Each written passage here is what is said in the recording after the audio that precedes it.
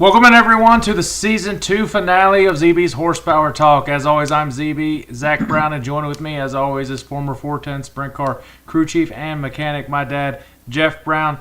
Dad, we have crowned all the champions in the motorsports that we cover. The Cup, we've got a little bit to unwind, let it all kind of play out with NASCAR, where we were able to see the NHRA championships this past weekend. Phenomenal drag racing. I think they saved the best for last in drag racing this weekend. It was a great year in motorsports overall. NHRA and Outlaws, I think, arguably some of the best racing we've seen out of those two series in a long time. I don't know. It's because the competitions is a lot better, and there's not just one or two drivers that are just going to go and win every single week.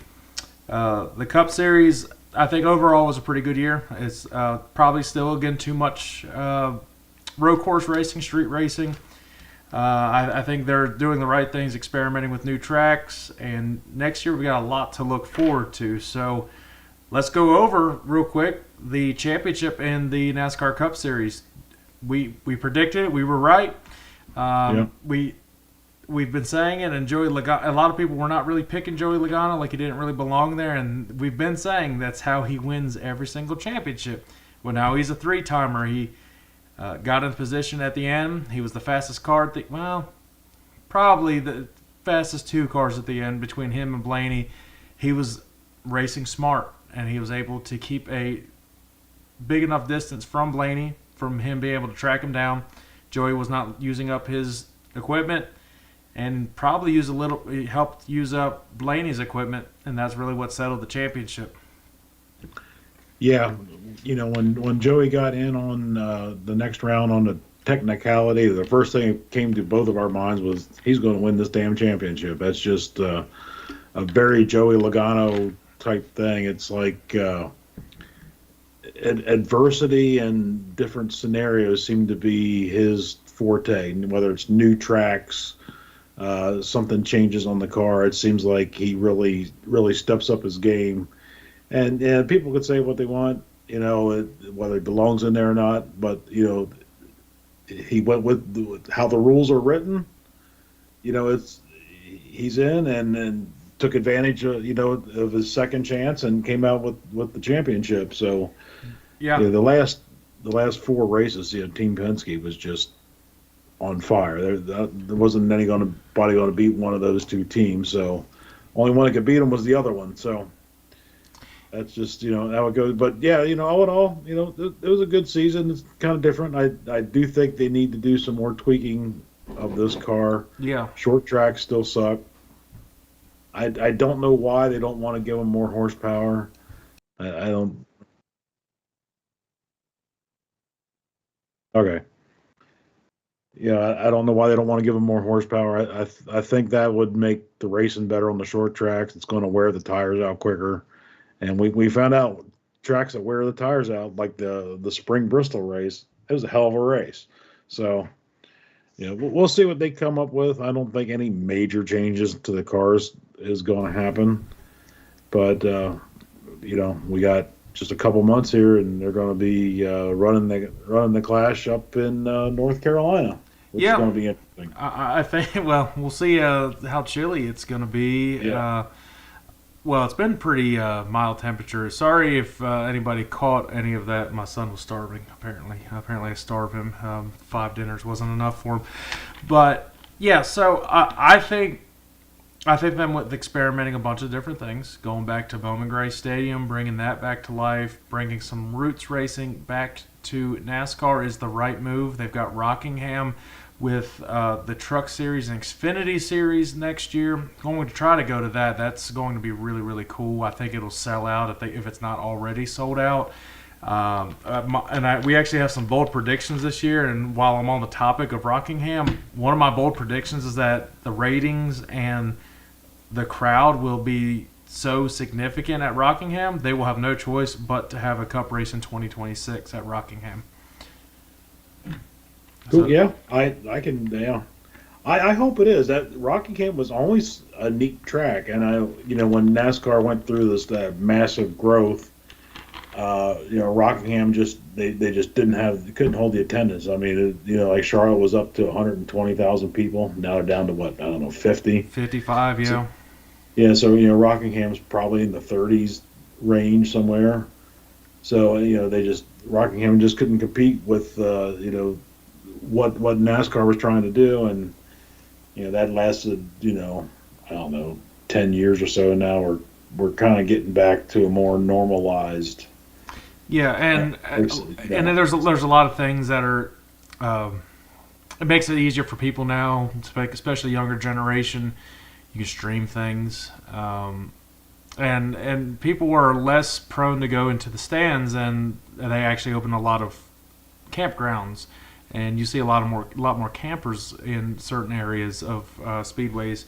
So there's also that. The fact of the matter is, people aren't going to spend that much money to go see a race. Really, that's why you love to see Martinsville always has great deals on tickets, and I don't need to sit at the start and finish line. 2 tickets were like $40 or whatever. I'm off of turn 3 and 4. You're going to see similar ticket prices at Rockingham. I've looked them up. $20-$30 to go see a race. That's not bad. You'll see people come in. Now, I get it. They have to make money because of all the sponsorship and all the stuff that they spend, but you're not going to sell out your tickets. It's one of those things. Like, you could raise the prices, but you're going to have less people go to, or lower the prices and then have a risk of not paying off what you need to. I still think it's worth it to have all the fan experience. Like NHRA seems to be, they always sell out, and they're not the cheapest tickets, but they do things right. So add more benefits to it to allow more in-track experiences and everything. Going into the Xfinity Series, we wrapped up the Cup Series Championship. The Xfinity Series fan favorite, and he was down and out of this race, and cautions fell his way. He had the fastest car, had some mistakes on the track on pit road, came back from a lap or maybe multiple laps down, got in position, and he ended up winning the championship. Justin Allgaier, the fan favorite of Xfinity, I think the garage favorite to win that. That was an incredible sight to see. Yeah, I don't think anybody in any of the motorsports fans, garage drivers were upset that Justin Allgaier won that thing. I do think Dale Jr. was probably way more excited than Justin Allgaier was for winning that thing. Yeah, he was so excited. I don't even know what the hell he said. He was all jacked up. That was pretty cool to see. I need to go back and watch Junior's podcast from the week after. I wonder how many days it took for them to recover from that party that weekend. Yeah, that was awesome to see. That was the best race that weekend. There was just enough cautions and just enough restarts to make it interesting. And just the way it played out with where the championship they were all running in the top 10, and Allgaier was just mowing them down at the end. And to see him come back, and he nearly won the race. Riley Herbst ended up winning the race. He had the fastest car to win the race, Herbst. But that was something, and I think that had a lot to do with the transition from a evening into a nighttime race. And the Truck Series actually had a great race too. Cup Series, once again, and it ended okay, but overall it was the worst race of the 3 races of the final 4 weekend. It's what it's been the last couple years, and I telling you, it's because they don't transition enough into the nighttime. Start a little bit later, go into completely at nighttime. That might shake things up. Yeah, and just the way the Cup cars are now, with all the simulation and virtual reality shit, and there's no curveball thrown to these guys. The cars with the lower horsepower, they rarely have any kind of engine failures. Outside of tire failures, the Cup guys, they don't crash. They don't have any major kind of issues other than something maybe in pit road, some kind of penalty that way. And there's not enough cautions until you get to the end when they start really racing hard. Then you might see some banging and things like that. It's kind of a boring race most of the time. And Phoenix is actually a relatively short race, so that was be a 500 miler. It'd be a snooze fest for 400 of them. So yeah, Well, if they gave it to 400 miles, though, you got to think they would probably end under the lights, and that last Yeah. 100 miles maybe would be Well, pretty that's exciting. what the weather can be the biggest curveball to throw to these guys that you can't you're not going to simulate. You don't know what it's going to happen, how the weather's going to affect those cars. Yeah. They can plan all they want. You got to build adjustability into it. Puts it more into. Whoops. Yeah, there we go. Yeah, if you disappear for a second. I think, I still think, I'm still very strong opinion on this, that they need to rotate facilities I would say every 2 years to where the championship is being run. I think that would add a lot more excitement and give certain facilities the chance to host that big type of event, like the Super Bowl. That goes to different cities and gives the cities a big boost in income, and it's a big economic boost for those cities. I think we've been talking about it. Tracks that can handle it, cities that can handle it. Las Vegas, Homestead's already done it, and obviously Phoenix. You can just rotate with those three. I'd be almost happy with. But you can also throw in Charlotte, and if you bring back the oval for Charlotte, make it a 500-mile season finale. That could be really good, especially with these cars. These cars do such a great job on the mile-and-a-half package. I don't know what it is, but they need to make sure they keep that and not don't screw with that when they're trying to fix other things. Yeah, Daytona could do it. If I remember correctly, Atlanta used to be the last race at one time. Atlanta, when they had without the tri-oval area, dogleg. So the way Atlanta races now, that could be a very interesting last final race. So I don't disagree with changing it up. Yeah, like I said, every year maybe would be a stretch, but maybe every other year would be nice. I mean, I always liked it in Homestead. I don't think there was an issue with that. But we'll see. We'll see what they do. It's again in Phoenix again next year. I think they do it a year-to-year type of contract. Let's get into the Truck Series, the last of the NASCAR series where the champion was crowned. Todd Majeski got the into a shoey in victory lane, if you saw that. So and he's not. I didn't see that. Yeah, no, he's not even Australian, so that was weird. But that was pretty close between the final four, and it was another good race and unpredictable at the end. We thought Enfinger had a chance to get that win. He was close. He was in the running, but Majeski was just the fastest truck all day. Nobody was going to catch him. The restarts made it very, very interesting and all that. But I think it was the last few races in the Truck Series was pretty good. Yeah, they were definitely good races. They're short races. They normally have plenty of cautions. I don't know. And we're sprint car fans, so we like the short races. I think shorter cup races are actually better. You don't get that 2.5 hours where they're just kind of running, just to get to the end. Where you need something to make every lap matter. Yeah. It was kind of a crash fest at the beginning of the year, and I think they had enough bye weeks, I guess, to fix some of their mistakes and get people in the right positions where they should be racing. And it ended up being we're always critical on the Truck Series because they tend to always crash. But again, the last few races they were pretty solid, and hopefully that's a look ahead to the next season where they won't crash every other mile, and it'll actually add more excitement to the races. So let's give some bold predictions in the NASCAR series, and then we'll go over NHRA stuff coming up.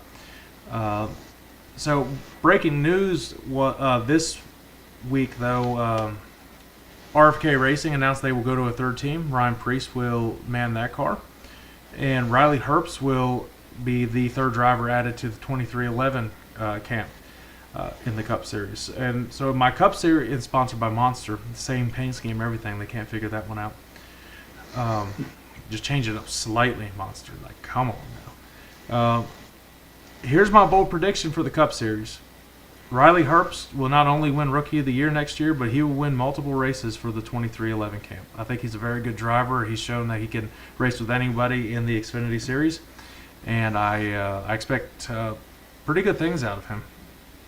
I think he's an underrated driver. He seems to kind of slip right under the radar there. You don't really think about Riley Herbst that much. Mm-hmm. And another bold prediction for the Cup Series as a season. Just a fun bold topic here. Ford finished 1-2 in the championship this year. My bold prediction is that no Ford will make the championship next year. Okay. Interesting. Yeah. I think you'll see Toyotas and Chevys kind of catch up in the long run. I think you'll see multiple Hendrick drivers. It could be a couple Hendrick, couple Joe Gibbs meeting up in the season finale. So we'll see how that all plays out. Do you have any bold prediction for the Cup Series particularly?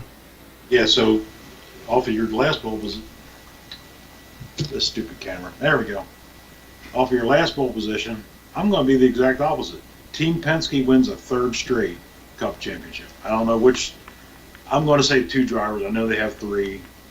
Oh, you don't think Hendrick's going to win the championship? No, I do not think they're going to win. Really bold prediction is the race they have. Really going Mexico City this year. Mm-hmm. It's going to be such a big hit. Bristol loses one race and they're going to move it to another country because Bristol does not get the people anymore. Yeah, TV ratings that's going to be the factor though. That's going to be what comes in. I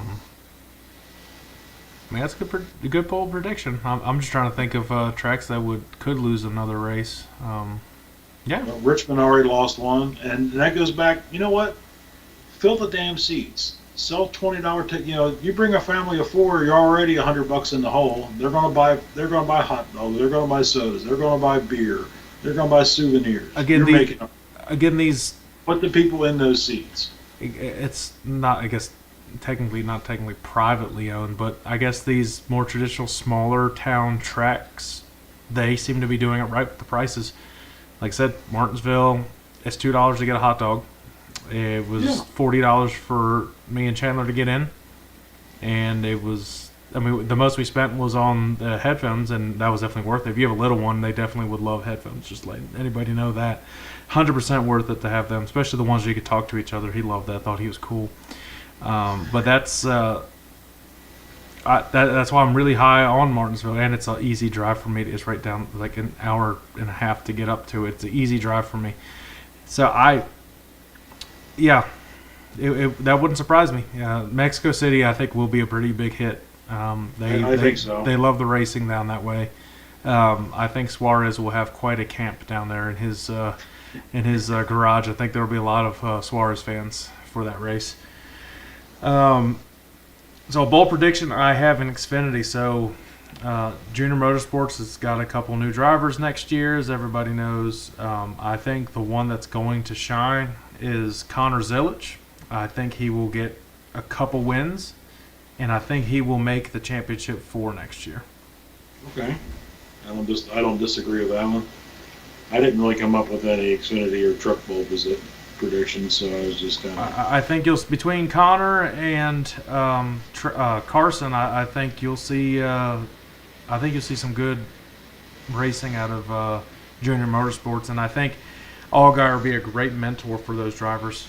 And yeah, I think so. I think that's pretty smart. And I know raw talent when I see it, and those two have it. And I expect Corey Day to be making his way into the Truck Series a little bit next year. I don't have any bold predictions for him for the Truck Series, but I expect him to get a couple more rides. Wouldn't it surprise me if he competes for wins next year on the rides he's given? Yeah. My truck bold prediction is a driver who he was kind of under the radar during the summertime and then finally built his momentum back up towards the playoffs. I've got Roger Carruth making the championship 4 next year. Okay. Started off strong. He fell off the summer. It's a good came truck. Back on. He's constantly. He's usually up front. Usually something usually happens during the race, whether or not. But the truck's fast. He's a good driver. Usually some pit road errors have cost him some good finishes, getting caught up in some wrecks that happen. But he made a strong run to possibly make. It would have been tough he would have had to win at Martinsville to make the championship 4. But he had a shot. He made it into the round of 8. So don't count him out to make the championship 4. Um,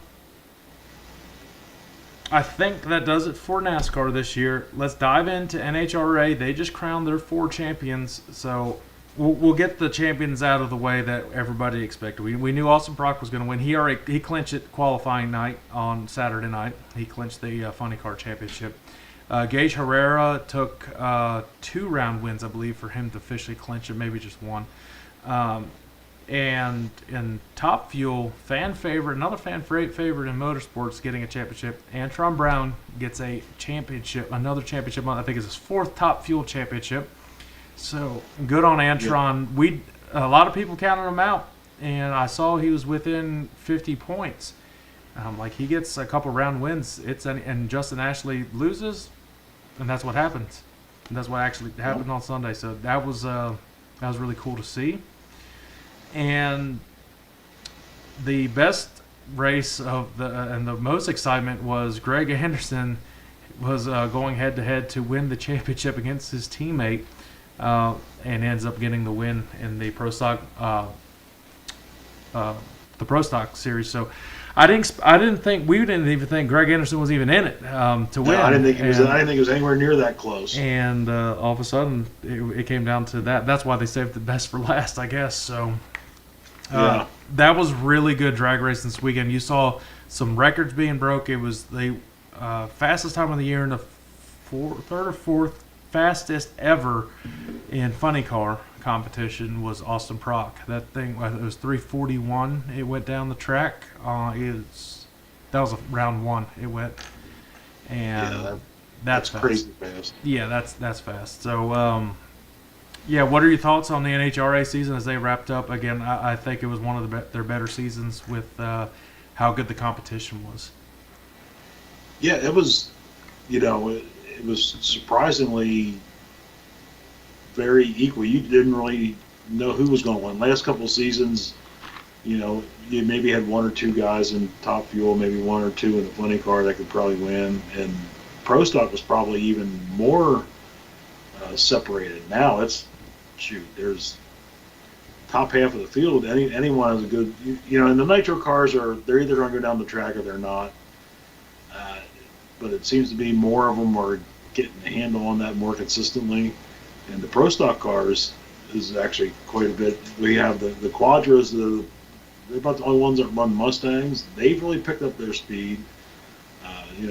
Wouldn't surprise me to see them all of a sudden get a couple wins coming up here. Yeah. But the motorcycles, I don't know what's going on with that. There's a new fuel being added. I don't understand the rules on that. Yeah, there's a new fuel being introduced next year, and a lot of the drivers are really excited. They're really excited about it. I supposedly it's supposed, I guess, maybe level the playing field a little bit more. That way, I guess Gage doesn't run away with the championship again next year. I don't really know. Hopefully, we can get one of the motorcycles drivers on here in the off season for a bonus episode. Talk to her about that. She would probably know a little bit more than we would on it. Yeah. Now sure. I do have some bold predictions in NHRA.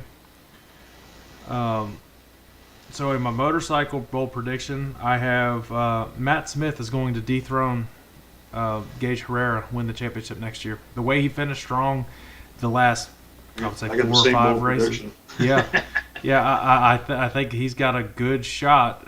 That team was clicking towards the end, and getting that final Wally at the end. That could build momentum into next season.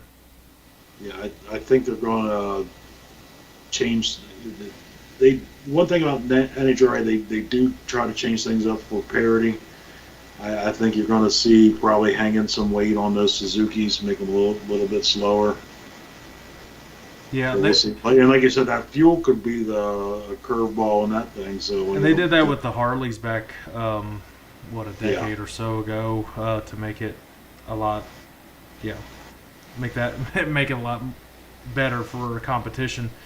Now,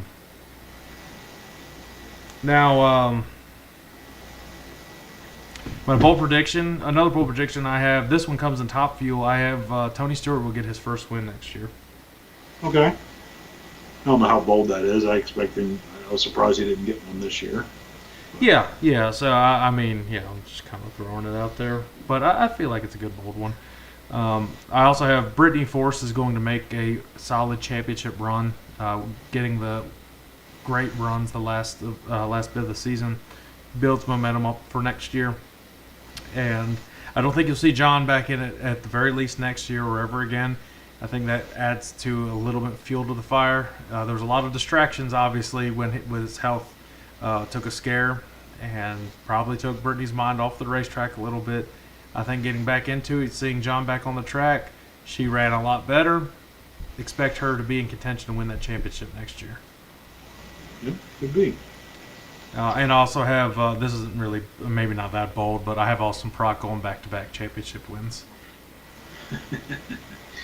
So in mine, I think you're going to see John Force make one pass in the funny car and call it quits. I think he's going to have it to where that's not going to beat him, and he's going to go out on his own term. It may be a test session. I don't think it's going to be in an actual race, but I think he's going to get back in it and make one run. I had the Matt Smith. Oh, this stupid camera. There we go. It's making I had Matt it. They Smith. can make it. Yeah, Matt Smith beating Gage Herrera again. And I think I'm not even sure the Gage Herrera even runs second next year. I think you might see His team. those B twins step up, like maybe Hector Arana Jr. Could be. pop up in there. Could be. And my big bold prediction: Courtney Force comes back to race funny car next Yeah, year. you've been talking to me about that last couple of weeks when we've been texting and everything. We actually talked about that this past weekend. Yeah, that would be really cool. That would be the fans would be pretty excited about that. It would be cool to see Brittany and Courtney race together, like Courtney goes up to Top Fuel or something. That'd be cool. But Courtney would take over for John. Yeah, that's what I'm thinking. I know Jack Beckman would like to stay in that car. If Courtney wants back, John's going to let Courtney take over. Yeah. If Courtney doesn't come back, and I think Beckman gets back in that car again next year, which would be cool. I like Jack Beckman. Oh yeah, either Seems one. to be, Yeah. nice guy. Oh yeah, and did Courtney ever win a championship in Top Fuel? I mean, in Funny Car. I don't think so. I know she has some wins and everything. She was Yeah, always she's got some solid. wins, sure. We'll see. I know there's always been talk about her coming back, so we will definitely see about that. All right, let's get into dirt racing. Finish it off this year. Talk about what we can see in 2025. Before the final race of the season even started, David Gravel clinched the championship in World of Outlaws. I mean, we expected that. We've been calling that pretty much all year since the summertime. That we always said whoever makes it through the summer is going to end up likely winning the championship. That's where it gets the hardest, is that summer stretch between July and August where all of that racing happens. Make it through that, you're very likely going to win the championship. Gravel kept around 100-point lead the entire year. Never had any bad luck. His bad luck, he ended up still top 10 when they had to rebuild a whole car. So, I mean, hats off to David Gravel. That crew was amazing. He was driving very aggressively but very smart. Never put anybody into the fence. He had some things that he would shove them out of the way, but nothing too dirty. I mean, it's World of Outlaws going for the championship. What do you expect? I think there's obviously he's going to be the championship favorite to win it back-to-back years going into next year. But I think there's some things to look forward to for 2025. There was a lot of good racing in World of Outlaws this year. Yeah. I don't know if it was, Hoosier came in with that right rear tire that you could actually reverse it. You can run it both ways, so, maybe get a couple races of it out of it. It had a stiffer sidewall, and I think it maybe unhooked the cars just a little bit, and I do think it made the racing better. I don't know how many races we saw come down to a last lap pass, last corner pass, or even a couple laps to go. So it's the racing was really good.